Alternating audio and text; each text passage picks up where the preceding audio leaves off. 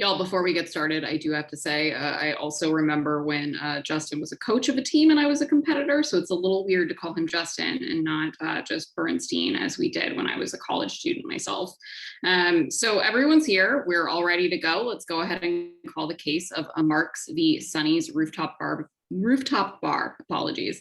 My name is Judge Yomalakis. Scoring judges, please look to the two buttons on the lower left of your screen. Turn off your audio and video. These should remain off until the trial ends. You should also have your video set to hide all non-video participants. This means the only people on your screen right now should be the advocates and myself. Attorneys, please make appearances. Good afternoon, Your Honor. My name is Raahema Durrani, and along with my co-counsel, James Orr. Good afternoon, Your Honor. We represent the plaintiff, Ethel Marks. Defense. Good afternoon, Your Honor.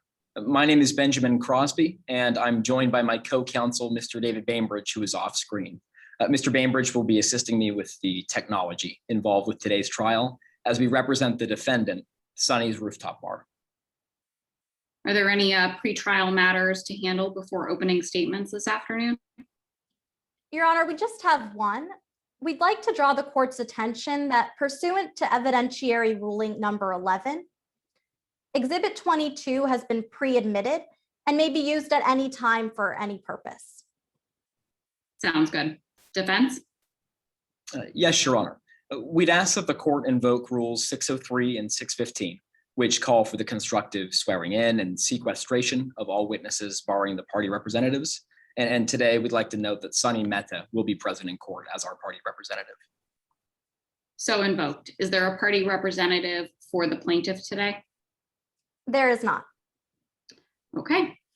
We will now hear opening statements from each party. Everyone should make sure that they're in speaker view. That button's in the upper right of your screens. Attorneys, please remember to mute your audio when the other attorney is speaking. Plaintiff, opening statement. Yes, Your Honor. The receipt, the reaction, and the recording. Members of the jury, this is a case about a woman named Jessica Marks. She was 19 years old. She grew up in Philadelphia, and she hoped to go to law school one day. But about 2 years ago, Jessica died in a car crash when she was on her way home from a night out. You see, Jessica had been visiting her best friend over spring break, and she'd been drinking a lot. But today we'll prove that's because the bar they were at, the defendant, kept serving Jessica drink after drink after drink, even once it was obvious she'd had way too much. And that's why we've brought a wrongful death suit against that bar. Now, you see, the law that governs this case is pretty clear. Yes, it's illegal for underage people like Jessica to consume alcohol, but it's also illegal to serve them. And as the judge will tell you, when a bar serves someone underage who's obviously intoxicated, then that bar is responsible if someone, including that same person, ends up getting hurt. And today we'll prove that's exactly what happened here. We'll do it by focusing on three things: the receipt, the reaction, and the recording. So let's start with that first thing, the receipt. Because members of the jury, you're going to get to see Jessica's bar tab from that night. And you'll learn that even though she and her best friend were only at that bar for a few hours, the defendant served Jessica at least 7 drinks during that time. Which will bring us to that second thing, the reaction. Because you're also going to hear from Jessica's best friend. And he's going to tell you that Jessica was stumbling, that she bumped into one of the bartenders that night. That friend will also tell you that he heard the owner of that bar acknowledge They needed to stop serving Jessica drinks long before it actually happened. Which will bring us to that third and final thing, the recording. Because you're actually going to see a video today of how Jessica was acting that night. It'll show a woman who's obviously intoxicated and who obviously shouldn't be served any more drinks. But today will prove that's exactly what the defendant did. And it's why Jessica Marks lost her life. Members of the jury, no one is going to tell you that Jessica and her friend made some bad decisions that night. They did. But the law says that when a bar serves an underage person who's obviously intoxicated drink after drink after drink, they don't get to turn around and wash their hands of it when something horrible happens. Today will prove to you that's exactly what happened here. And it's why we'll ask you to find the defendant liable. Thank you. Thank you. Defense opening? Yes, Your Honor. Your Honor, Ms. Durrani, members of the jury, may it please the court. You can't stop what you can't see. The story you just heard from Ms. Durrani is a deeply tragic one. Members of the jury, no one likes to hear about a young woman passing away far too early. It's tempting in cases like this to become angry. And it's a righteous anger. We want to know who was to blame for that night, and we want to know who can be held accountable. But like many tragedies, the story of Jessica Marks, as you'll hear, is not a simple one. You'll find out today that this is a case, more than anything else, about responsibility. Because there's no question that when a young woman's life ends at the bottom of a ravine, someone is to blame. But the law isn't just concerned with holding someone accountable. The law is concerned with holding the right person accountable. Today, the plaintiff has charged my client, Sonny's Rooftop Bar, with wrongful death. And that means they need to prove two things. First, that Sonny's Rooftop Bar sold or furnished alcohol to Jessica Marks, who was an obviously intoxicated minor. And second, that doing so was the proximate cause of the injury and death sustained by Miss Marks. So they can't just prove that this was a remote or a trivial factor. It was the substantial factor in Miss Marks's death. And at first blush, it may be tempting to assume that this law is merely designed to protect minors, but that's only partially true. The law is actually designed to protect two parties. It protects minors from being held responsible when a predatory business takes advantage of them. But there's a reason, as you'll hear, members of the jury, that the law uses the term obviously intoxicated. And that's because this law is also designed to protect businesses like Sonny's Rooftop Bar from being held responsible when someone deliberately circumvents the checks that are put in place to protect them. Ultimately, the law recognizes that businesses like Sonny's Rooftop Bar can't stop what they can't see.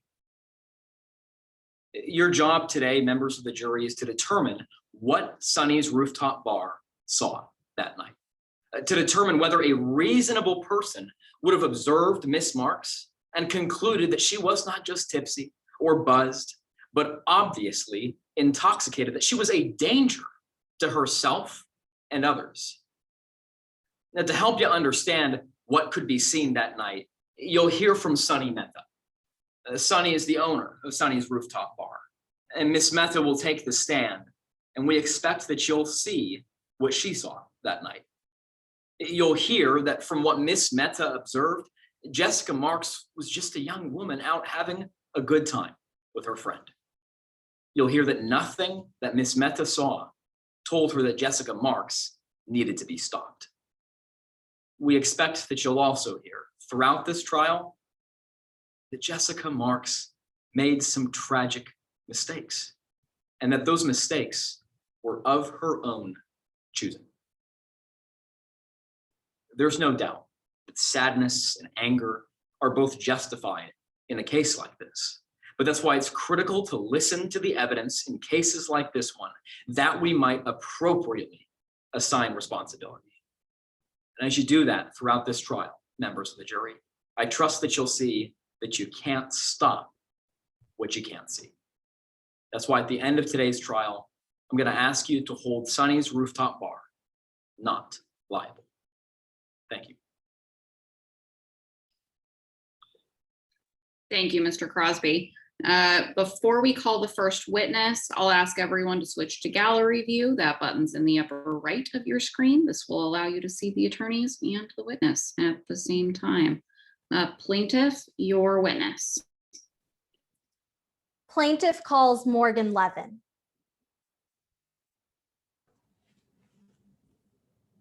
May I begin?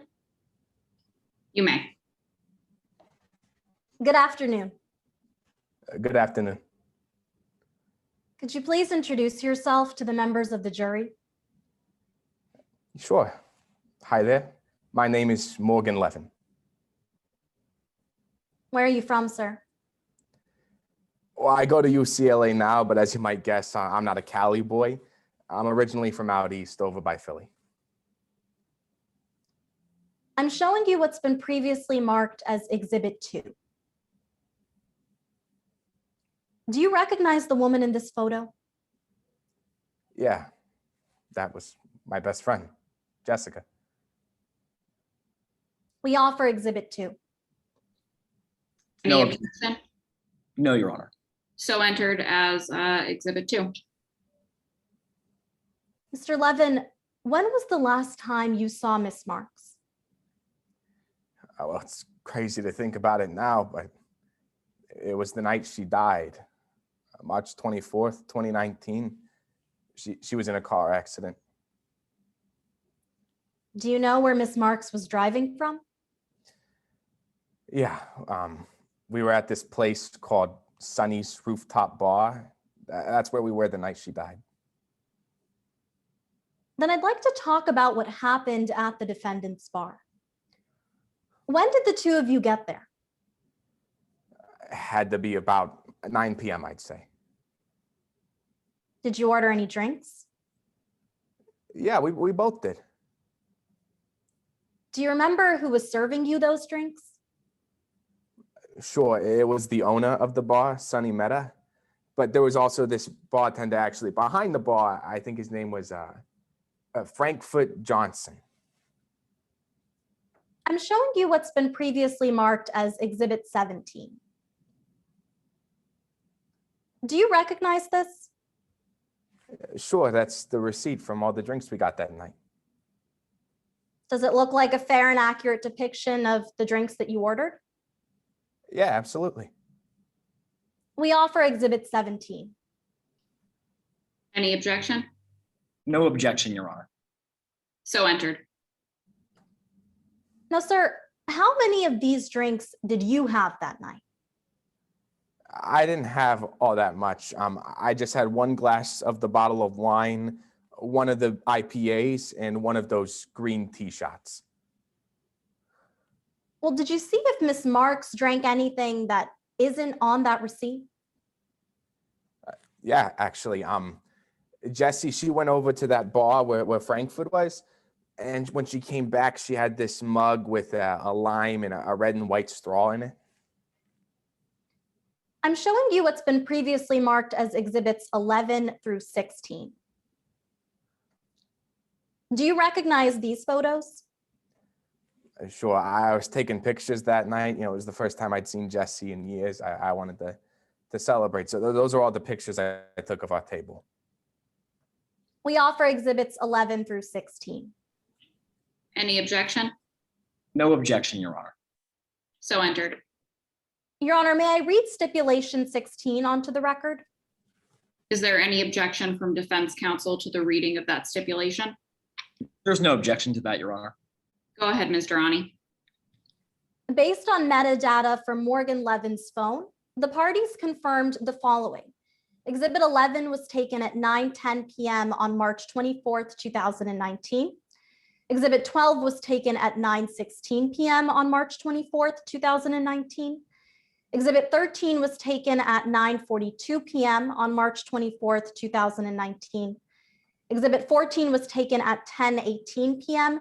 on March 24th, 2019. Exhibit 15 was taken at 10:57 p.m. on March 24th, 2019. And Exhibit 16 was taken at 11:32 p.m.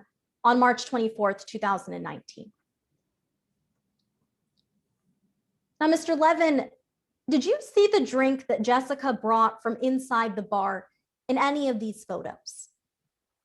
Yeah, it's actually that one there by the middle, Exhibit 14, I think it is. You can see it. It's right there. It's got the straw in it. Then I want to talk about how Miss Marks was acting that night.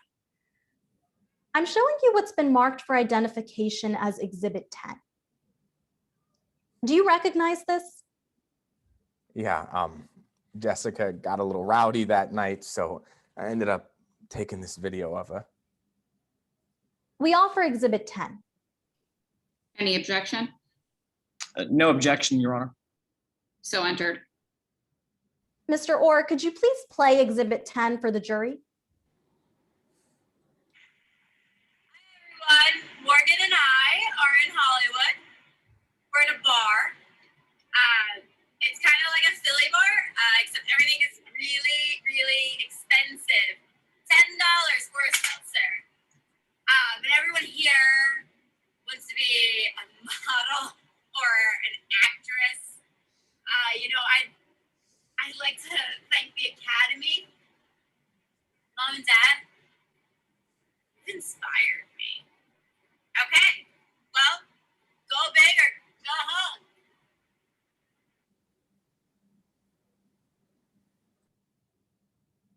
Mr. Levin, how many drinks had you seen Jessica have by the time that this recording was made?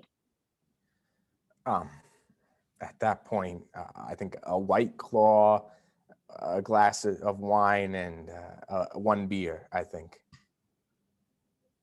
And did you see if Jessica drank anything after this recording?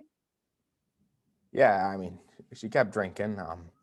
There was some more White Claws that she ordered, and like I mentioned before, that drink with the straw in it that she brought back from the bar. Now, apart from this video, how was Jessica Marks generally acting on the night you were at that bar?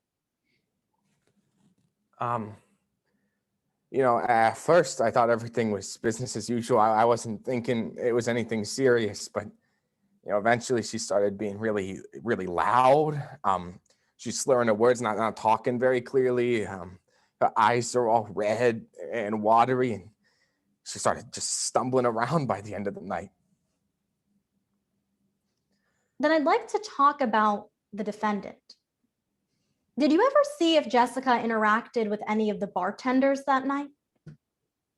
Yeah, I mean, obviously they were serving us our drinks, but the big interaction was there was all this commotion with Jessie on the staircase there. I'm showing you what's been previously marked as Exhibit 9. Do you recognize this? Yeah, that's the downstairs of Sunny. That's the staircase I was just talking about. Is it a fair and accurate depiction of that staircase? It is, yeah. We offer Exhibit 9. Any objection? No objection, Your Honor. Exhibit 9 has been entered into evidence. Mr. Levin, what exactly did you see happen on that staircase? Jessie, she was stumbling a bit and she starts walking down the stairs and she trips. But luckily, Sunny, the owner, Sunny Meta, she's there and kind of catches Jessie. And thank God she was, because it looked like Jessie was going to fall flat on her face. I was scared she was going to get hurt or something. Did you hear the owner of the bar say anything when that happened? Yeah, she turned over to the barkeep, Frankfurt, and says, "We need to cut this one off." Mr. Levin, after that happened, did you ever see any of the bartenders refuse to serve Jessica more drinks that night? No, even though they said she needed to be cut off, they just kept giving Jessie drinks. Thank you, Mr. Levin. Nothing further. Cross-examination. Yes, Your Honor. Good afternoon, sir. My name is Benjamin Crosby, and I'll be asking you a few questions on behalf of the defense. Good afternoon. Nice to meet you, Mr. Crosby. Nice to meet you, sir. I'd like to begin by talking about your recollection of March 24th, 2019, all right? Yeah, sure. All right, let's start actually a bit before you went to Sonny's bar. Before you went to Sonny's bar that night, you actually spent some time at Jessica, your friend's Airbnb, right? Yeah, she's obviously not from Cali, so she rented an Airbnb nearby where my dorm is, and I hung out there. Okay, and while the two of you were there, you would describe Jessica as, in your perception, totally sober. Yeah, it's how she seemed to me, sure. You think she only had one glass of wine, maybe two, while you were with her early that evening? Yeah, that's all she had while I was there. Now, when you drove to the bar, Jessica drove, right? Yeah, she did. While she was driving, you say that Jessica was, in your view, normal and very safe? Yeah, I mean, it felt like a normal ride anywhere with Jessie. But sir, the ending, according to you, wasn't so normal because when you got to the bar, you say that Jessica's eyes suddenly became bloodshot, right? Yeah, it was about when we pulled in that I noticed that. That's true. About when you pulled in, her speech started to slur together. Yeah, a little bit. It wasn't bad then. It got a lot worse later, but yeah, a little bit. Just to clarify, sir, Jessica didn't drink any alcohol as she drove you to Sonny's bar, did she? No, of course not. All right, well, I'd like to talk about some other aspects of your recollection. You remember talking to Miss Nacino during your deposition last year, right? Yeah. You remember that at first you told her that the only drinks that you or Jessica consumed that night were on the receipt that you showed Miss Durrani in direct examination. Yeah, I did say that at that time those were the only drinks I remembered. And of course, sir, later on, you remember that there were actually more drinks than what was on that receipt. Sure. You remembered that you had had 2 orders of chips and guac, not 1. Yeah, that's true. So, sir, that receipt you showed us didn't reflect everything that you and Jessica ate and drank that night. For the most part, yeah, there was, like I said, an extra guac and chip, and then I saw I had that drink with the straw in it. Well, actually, sir, to be very clear for the members of the jury, you don't remember how many drinks you had at that table that weren't on that receipt. Yeah, I don't remember any other ones, no. Well, sir, just redirecting you back to my question, you don't remember how many drinks were at that table that weren't on that receipt. Right, I don't remember if there were any others. Now, you say, sir, you only had 3 drinks that night yourself? Yeah, I remember having 3 drinks, yeah. And, sir, you were there the whole night with Jessica, right? Yeah. But you don't remember how many of the drinks she actually consumed? No, I wasn't counting. You don't remember whether she finished drinks and then ordered more or only sipped? Yeah, I mean, I don't know exactly which drinks she drank all the way. I mean, most of the glasses were empty, but I couldn't tell you exactly how many. Sir, I noticed on direct examination, you told Miss Durrani one of your 3 drinks was an IPA. Just to be clear, sir, you actually don't remember if it was the IPA or one of the craft beers. You have no idea. Yeah, I think they were both IPAs, but I don't remember which beer it was, no. Okay. So now that we've talked a bit about how you were that night, I'd like to talk a bit about how Jessica was acting. Just to clarify, you arrived at 9 p.m. and left around 11:50, right? Yeah, roughly. You say that by the end of the night, Jessica had just become more and more intoxicated. Yeah, it started getting really scary. Sir, you showed a video a few minutes ago. You watched that video with Mr. Ronnie, right? Yeah, I did. That video was posted at 11 p.m. that night. That's when Jesse posted it to Instagram, yeah. And this was towards the end of your evening. When it got posted, yeah. And sir, you say that this video is what you mean when you say that Jessica was clearly drunk. Yes, sir, absolutely. She's, not making a lot of sense, kind of talking about random nonsense about actors and slurring. It was bad. So just to clarify, sir, when you say she was clearly drunk and exhibiting crazy behavior, you mean the behavior that's in that video? Yeah, of course, that video didn't have the stumbling because she wasn't walking around, but otherwise, yeah. Okay. Sir, like you've said a few times now, you were concerned about Jessica that night, right? Of course. You asked her if she was all right. Yeah. And every time she told you that she was fine. Yeah, I wish I had just taken things into my own hands, but I trusted her. Well, sir, speaking of taking things into your own hands, when you got ready to leave, you called yourself an Uber, right? That's right. You did that because you didn't feel safe driving with your friend. Yes, sir.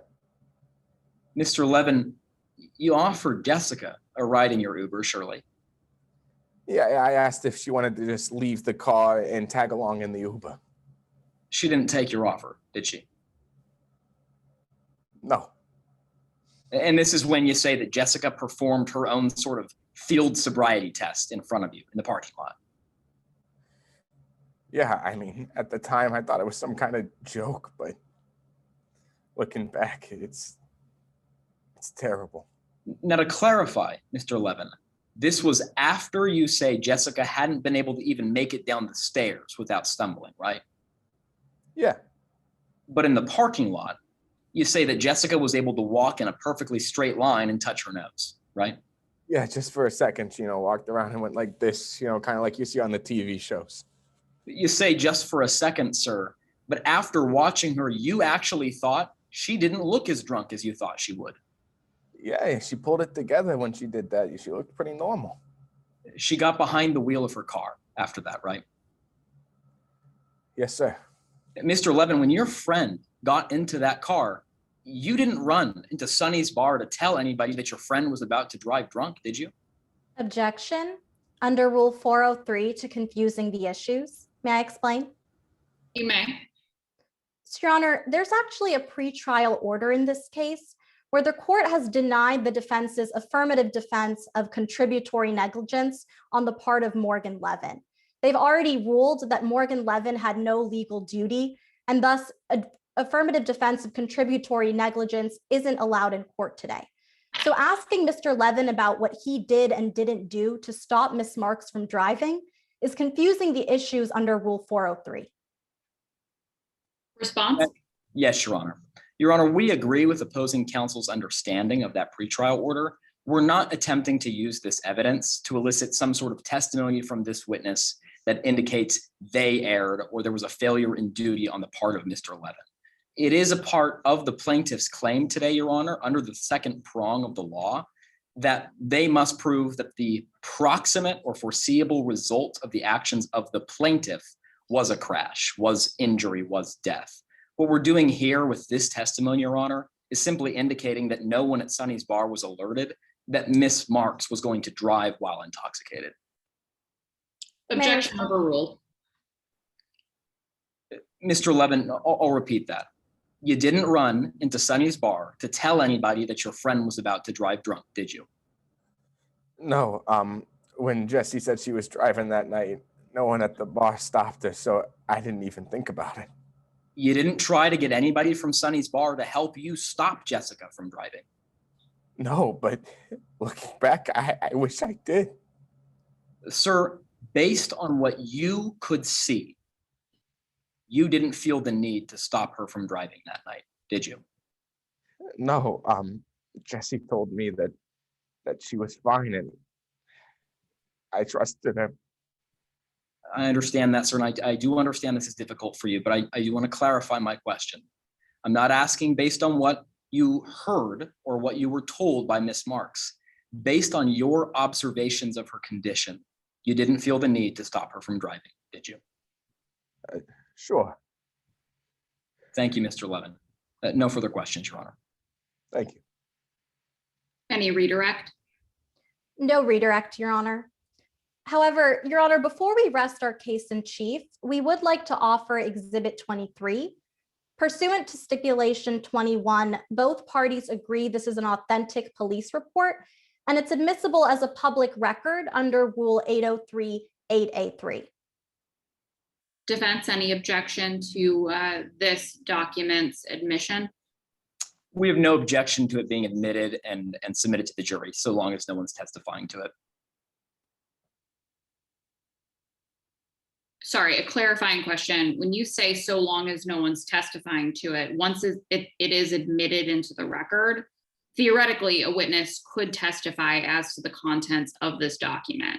Would you like to make any objection now or raise an objection in the future in the event that it comes up? My apologies, Your Honor. Just for clarity's sake, we have no objection to the document in question being admitted into evidence. My point there is simply that it's not being used on this witness, and so there's no lack of foundation issue. So there is just simply no objection. I understand. Thank you. Exhibit 23 has been admitted into evidence. And Your Honor, may we read one sentence of this exhibit onto the record? Yes, absolutely. Based on all of this, I determined to a reasonable degree of professional certainty that the cause of this accident was driving under the influence of alcohol. With that, the plaintiff rests our case in chief, and we're ready to go into the defenses. Defense, do you have a witness to call today? Yes, Your Honor. The defense calls Sunny Mehta.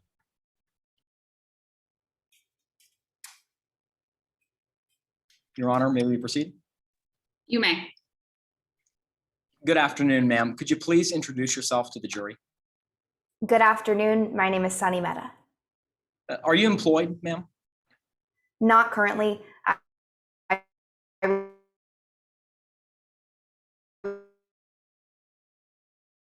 recently sold my business. And what business was that?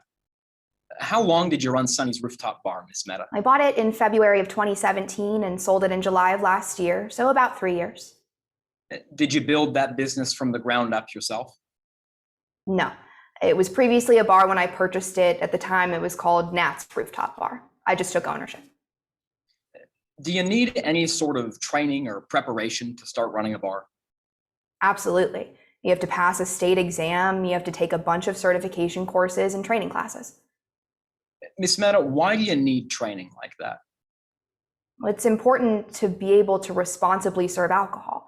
You can't serve anyone under the age of 21 or anyone who's obviously intoxicated. Ma'am, you mentioned that you don't serve people who are obviously intoxicated. Could you break that down? What does that mean? Absolutely. It's someone who has reached a point when they can't make a responsible decision. Someone who's displaying obvious signs of intoxication, who needs to be cut off. And ma'am, when you see somebody like that, why is it important to not serve them drinks? It can be dangerous, quite frankly, to both them and anyone else. So, Ms. Mehta, does your training equip you to tell when somebody is obviously intoxicated? Absolutely. And ma'am, I'm going to go ahead and ask you about some of the signs of obvious intoxication. If you could just tell us, based on your training, what you look for. Mr. Bainbridge, if you could write these down as Ms. Mehta describes them.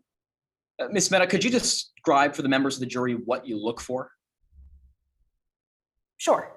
Training teaches us to look for red or watery eyes, a vacant gaze, flushed cheeks, heavy scent of alcohol, loss of coordination, whether that be falling down, loss of hand or eye coordination, trouble standing, loud or boisterous speech, passing out, not making sense. Are there any other signs you can think of that you look for? No, based on my training, that's what we look for. So if somebody matches, let's say, just one or two of these signs, does that mean that they're obviously intoxicated? No, not necessarily. Each instance is specific to a specific person. You have to pay attention to that specific instance, what they're drinking, the signs that they're showing. Well, ma'am, I'd like to talk about one specific person that you served at your bar, Jessica Marks. When did you first meet Jessica? March 24th of 2019 was the first time she came to my bar. Was Miss Marks alone or was she with someone? No, she was with a friend, a man named Morgan.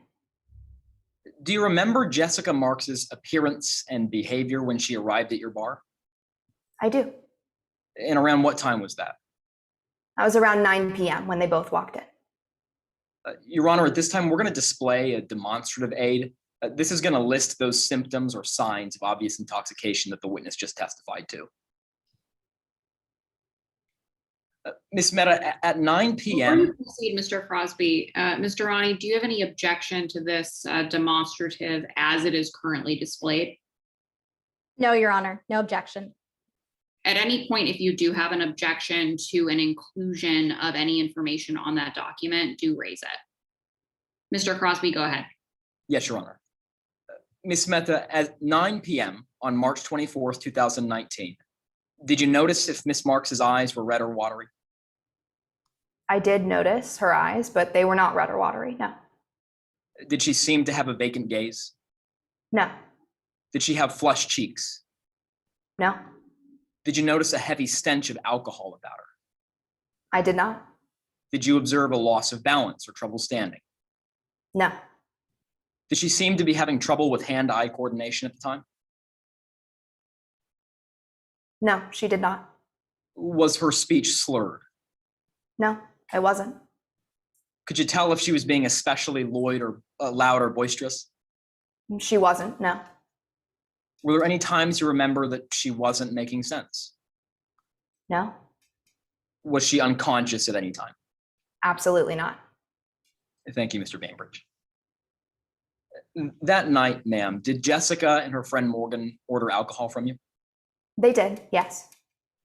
Do you keep any records or receipts that might indicate how much they ordered? Of course, we keep receipts for every customer. And would you recognize that receipt if I were to show it to you? I would. Your Honor, at this time I'm displaying what's been already admitted as Exhibit 17. Ms. Mehta, are there any other receipts or separate tabs from that night for Jessica Marks or Morgan Levin? None that I'm aware of. And is this the receipt you're talking about? Yes, sir. Ma'am, to your knowledge, did you provide Jessica Marks or Morgan Levin with any drinks other than the ones on this receipt? Not to my knowledge. Were any of your other employees serving drinks to the tables that night? No, it was a Sunday night. I mean, we weren't particularly busy. I was the one upstairs serving the tables, and I had a bartender downstairs behind the bar, but he was inside. I was with the tables.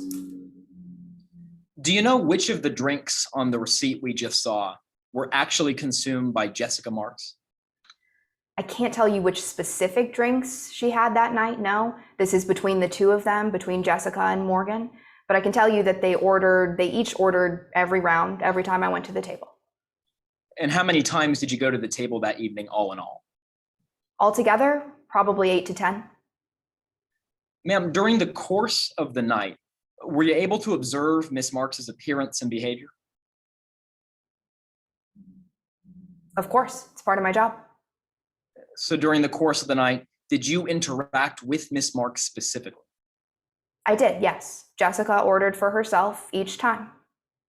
When you interacted with Miss Marks, were you close enough to see her eyes and hear her voice? Yes. So during the course of that entire night, did you notice any significant changes in Miss Marks's appearance or behavior? No, I would have cut her off if I thought she had had too much. At any point during the night, did you discuss with the two guests how they'd be getting home? I did, actually, yes.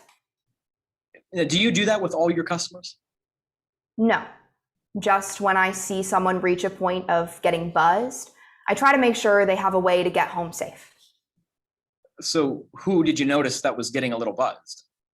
Morgan, Ms. Marks's friend. So when you asked how they were going to get home, what did Jessica say? Jessica said, no, I'm the one driving. Did you consider calling a cab or an Uber for the two of them? Honestly, at the time, No. I thought Morgan seemed buzzed, but to me, Jessica seemed sober. I didn't have a reason to call an Uber because Jessica seemed sober and told me that she was going to be the one driving, not Morgan. When did Jessica Marks actually leave your bar? That would have been shortly before closing time, about 11:45 p.m. Mr. Bainbridge, could we get that demonstrative up one more time? Miss Mehta, by the time they left, at any point that evening, did you notice Miss Marks having red or watery eyes? No, not during my interactions with her. A vacant gaze? No, Flushed cheeks? no. Did you notice a heavy stench of alcohol about her? I mean, she had been drinking, so she smelled a little like alcohol, but not a heavy stench like she had spilled on herself or anything like that, no. Did she ever display a loss of balance or trouble standing? Not from what I observed. Now, on that point, ma'am, you've been in court this whole time, right? I have, that's true. You heard the testimony of Morgan Levin? I did. Did you hear Morgan talk about you being in the room when Miss Marks had trouble on the stairs? It's what I heard him say, yes. Did that event ever happen, ma'am? No, sir, it did not. So resuming on this list, did you ever see at any point during the night an effect in hand-eye coordination? No, Did she ever slur her words? not when I was present. Was she ever speaking nonsense or being especially loud or boisterous? No, And ma'am, was Jessica unconscious or slumped over at any time? absolutely not. Miss Mehta, was there any point during that night when you felt that Miss Marks might be overly intoxicated, that you might need to cut her off? Absolutely not. Look, I'm a bar owner. It's my job to know. Everything that I observed from Ms. Marks's behavior showed to me that she seemed sober. I'm not afraid to cut somebody off. I've done it many times, and it's part of my training. She seemed sober. She didn't seem like she needed to be cut off. Thank you, Miss Mehta. Thank you, Your Honor. No further questions. Cross-examination. Yes, Your Honor. Good afternoon, Ms. Mehta. Good afternoon. I'd like to start by talking about Jessica Marks's receipt. Okay. Mr. Orr, could we get Exhibit 17 back up on the screen? Objection, Your Honor, under Rule 403 is to misleading the jury. May I be heard? You may. Your Honor, opposing counsel just referred to this as Jessica Marks's receipt. And if we look at the piece of evidence that's on the screen right now, this receipt belongs to Morgan Levin. And unless there's any foundation laid for why this is Jessica's receipt specifically, I'd ask that we clarify that for members of the jury and not describe it in that fashion. Your Honor, may I respond? You may. Your Honor, this witness has already testified on direct examination that both Morgan Levin and Jessica Marks would order each time she would go to their table. So there's no risk of misleading the jury or confusing the issues in this case. So I think, Mr. Crosby, we've heard this referenced as sort of their receipt more than once. I think that the jury has also heard testimony from a plaintiff witness that more was ordered, but from a defense witness that this was all that was ordered. At this point, I don't think that that rises to the level of a sustainable objection. So I'm going to overrule your objection. Go ahead, Ms. Durrani. Now, ma'am, you agree this is a receipt from your bar, Sunny's Rooftop, right? That's correct. And Morgan Levin, that's the friend that Jessica Marks was there with, right? That's true. Yes, the man who testified earlier. Now, the decoy red blend, that's a type of wine, isn't it? Yes, it is. But we're not just talking about a glass of wine. That's an entire bottle of wine, like you can see here in Exhibit 12, right? Yes, it's a bottle of wine. Now, White Claw, that's a type of hard seltzer, isn't it? Yes, it is. It looks like the can you can see here in Exhibit 13. Yes. And the two cans you can see here in Exhibit 14, right? Yes, those both appear to be White Claw seltzers. Now, Ballast Point IPA, that's a type of pint beer, right? That's true. Yes, it's a draft. It comes in a pint glass, doesn't it? Yes, it's a draft beer. And you'd agree that Sierra Nevada IPA, well, that's the type of beer that comes in a can, right? This is a can, yes. And those green tea shots, well, those are alcoholic too, aren't they? The shots do contain alcohol, that's true.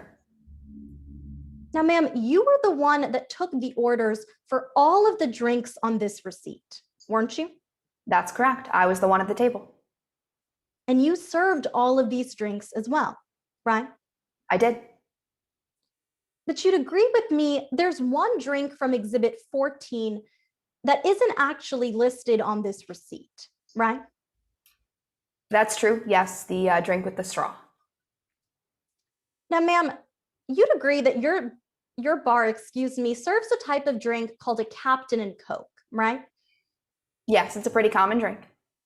It's called that because it uses Captain Morgan rum, right? Yes. And that drink, well, it comes in a mug, doesn't it?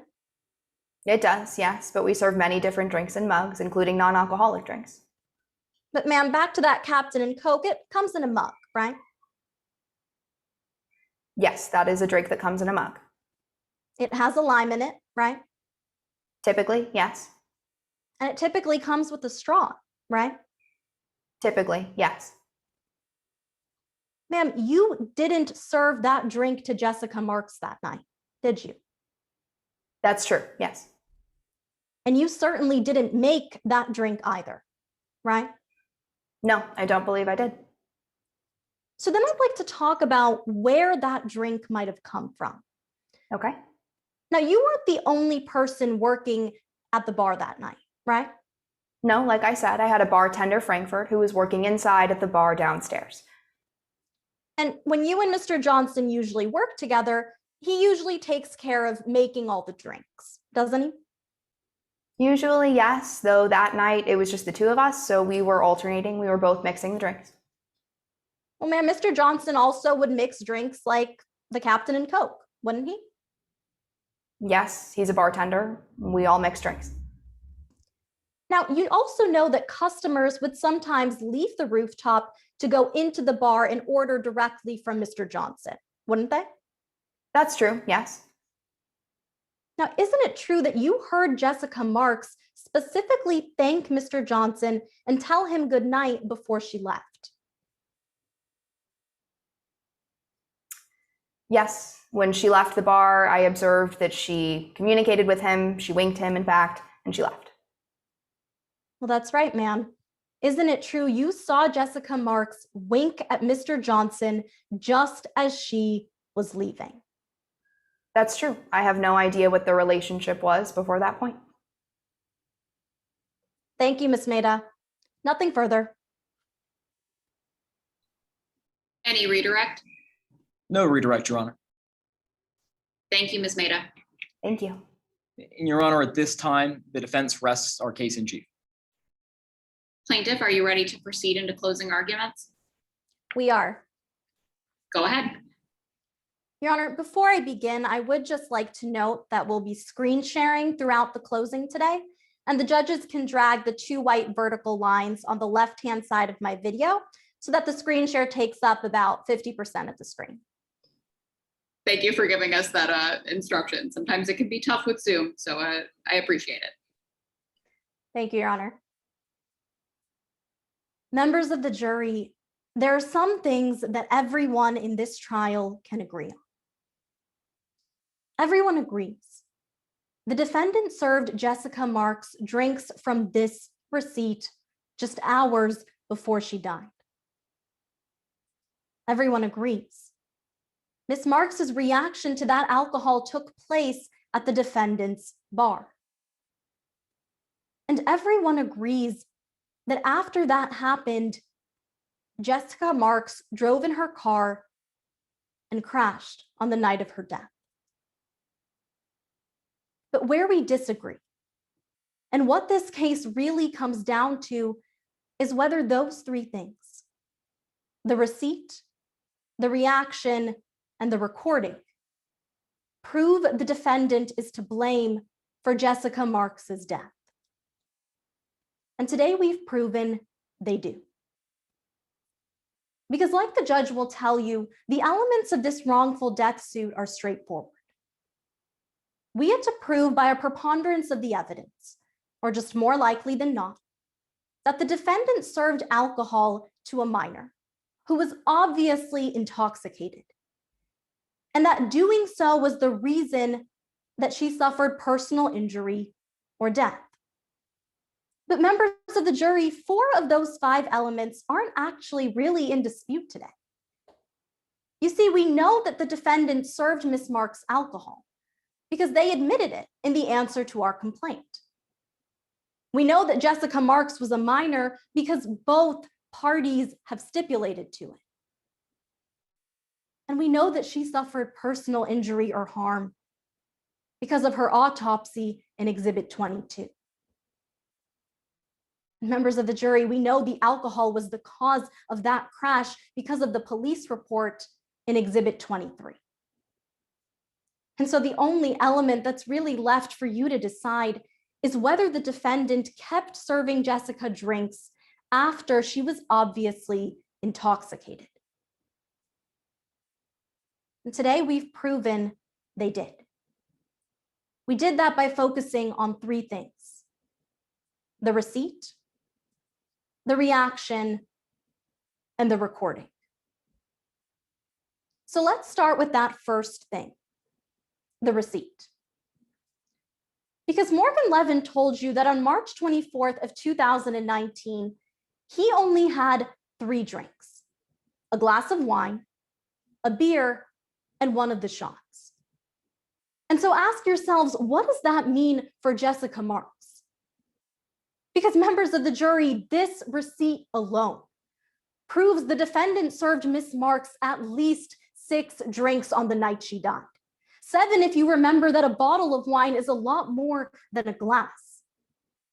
And it's not like the defendant didn't know their decision was dangerous. We know they did because of that second thing, the reaction.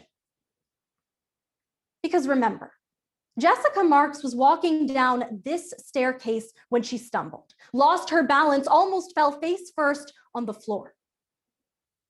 And members of the jury, we know the defendant saw that reaction because you heard today that Sunny Mehta told one of the bartenders, "We might need to cut this one off." Now, the defense wants you to believe that never happened, that there's no way that Jessica Marks was obviously intoxicated on the night that she died. But members of the jury, we know that's not true. And the way we know that isn't true is from our third and final thing, the recording. And on this one, timing is everything. Because no one can reasonably dispute that the woman in this video was obviously drunk and needed to be cut off immediately. And so the only question is whether the defendant kept serving Jessica Marks after they saw her acting like this. Because members of the jury, we know that this video was taken between 9:42 p.m. and 10:18 p.m. You see, we know this video was taken after 9:42 p.m. because in the first photo, there's no beer. But in the video and the second photo, there is. We know this video was taken before 10:18 p.m. because in the first photo and the video, there are chips and guac on the table. But in the second photo, there isn't. And so members of the jury, we know that the defendant kept serving Jessica drinks after this recording was filmed. Because in the video, there's only 1 White Claw on the table. But in the second photo, there are 2. In the video, there's no rum and Coke. But in the second photo, there is. Members of the jury, when you put these photos and this video together, the proof couldn't be any clearer. The defendant served Miss Marks at least 2 more drinks after she was obviously drunk. If that's not liability, I don't know what is. And at the end of the day, that's what tells us who's really to blame here. Because no one is saying that Jessica Marks was perfect. She wasn't. No one is saying that Miss Marks didn't decide to drink that night. She did. But the defendant saw that Jessica Marks was obviously intoxicated, and they chose to serve her anyway. That's why we ask you to find the defendant liable. Thank you.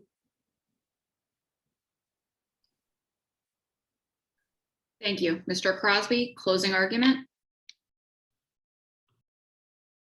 Yes, Your Honor. Your Honor, Ms. Durrani, members of the jury, and may it please the court. In cases like these, it's a very difficult thing to ignore passion. Your passions are probably stirred when you discover that a young woman below the legal age was able to get drinks at a bar. Your passions are probably stirred when you discover that she got behind the wheel of a car.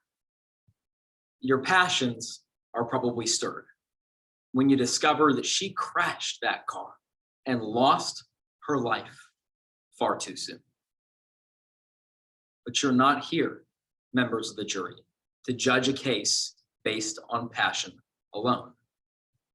You're actually asked to look at the evidence dispassionately to determine where it leads. The evidence says the same thing that the law does. You cannot stop what you cannot see. Let's talk about that law. We told you in the beginning of this trial, members of the jury, that our case today is about holding the right person accountable. And that's because the law knows what you should, that you can't assume that every single tragedy is the same. I told you in the beginning of this trial that the law protects two parties. It does protect minors, that's true. It protects them from predatory businesses, and that's true too. But the law also protects businesses like Sonny's Rooftop Bar from being held accountable when people are able to simply evade checks and protections that are meant to protect them.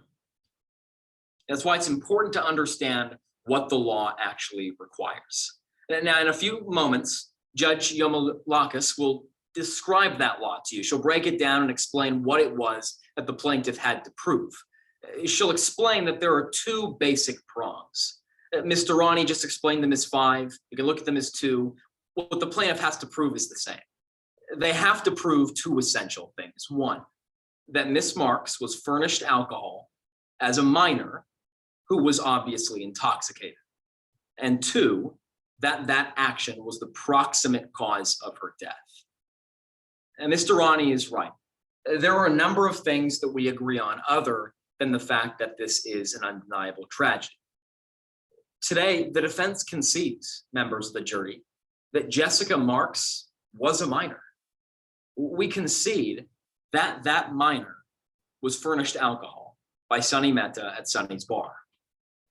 And members of the jury, rest assured, that bad deed did not go unpunished. We know, as you heard today, Sonny Mehta had to sell her business. She lost her liquor license because she did that.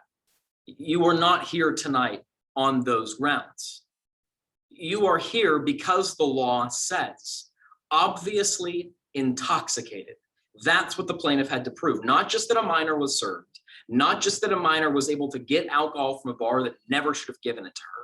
They have to prove the bar continued to provide that alcohol to somebody who not only was a minor, but was obviously intoxicated. And in making that determination, you're asked, would a reasonable person see the signs of obvious intoxication? You heard today, members of the jury, that at least one person knew what those signs were. Sonny Mehta and her employees had training that helped them predict, helped them observe, helped them identify the signs of obvious intoxication. You heard what those signs were today. You heard that Sunny Mehta looks for them in all her customers and looked for them on March 24th, 2019 in Jessica Marks. And Mr. Bainbridge, if you would. Miss Mehta told you that when she went down the list and looked for all the symptoms of obvious intoxication, she didn't see them when Miss Marks arrived at her bar. Throughout that night, she didn't see them. And by the time Miss Marks left, Miss Mehta hadn't seen a single symptom of obvious intoxication. She knew what to look for, she watched, and she didn't see anything. Now, the plaintiff called a witness who was supposed to prove that the signs were there. That witness was Morgan Levin, the friend. But Morgan didn't have a good recollection of that night, members of the jury. Morgan Levin told you that he looked for the signs, thought he observed them, thought that she was drunk, that she was obviously intoxicated. But then his story starts to fall apart because Morgan told you he didn't know how much Jessica Marks drank. That receipt that Mr. Durrani told you is so cut and dry that it indicates that Morgan Levin had 3 drinks and Jessica Marks had 6, 7, 8 drinks. It doesn't tell you that at all. Because Morgan Levin admitted in cross-examination, he actually didn't exactly remember which drinks Jessica consumed, didn't remember how much of those drinks Jessica consumed, didn't remember whether she finished her drinks or just sipped a few. Morgan Levin told you that Jessica started out tipsy and things just got worse. And then you saw the recording.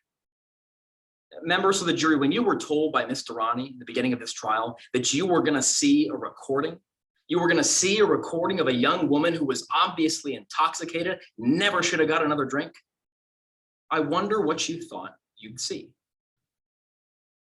I'd be willing to warn it wasn't the recording that you were shown in court today.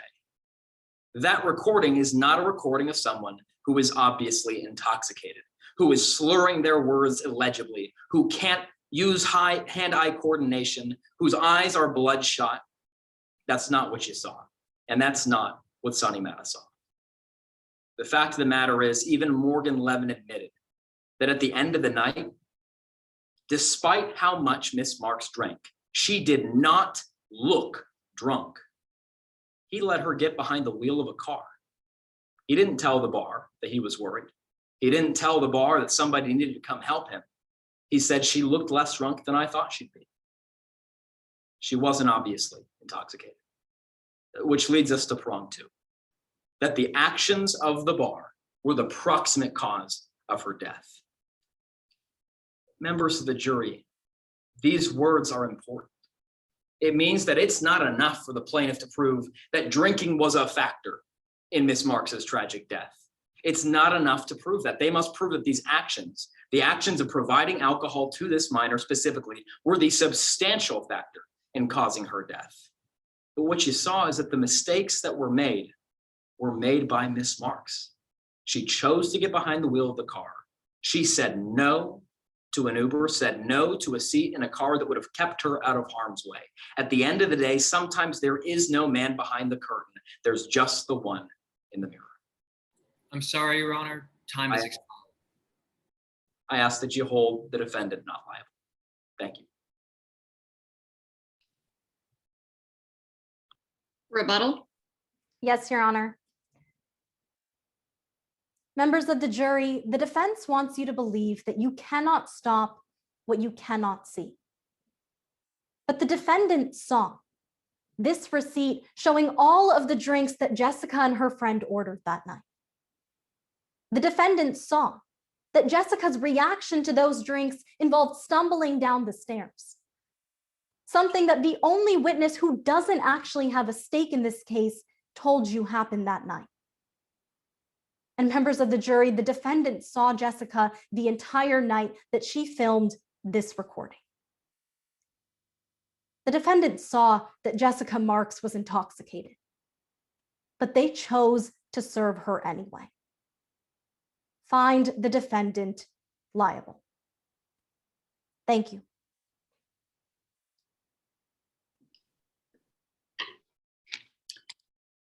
Thank you. We'll give our judges a moment to complete their ballots and click submit. Judges, when you have done so, if you can shoot me a private message in the chat, that way we know when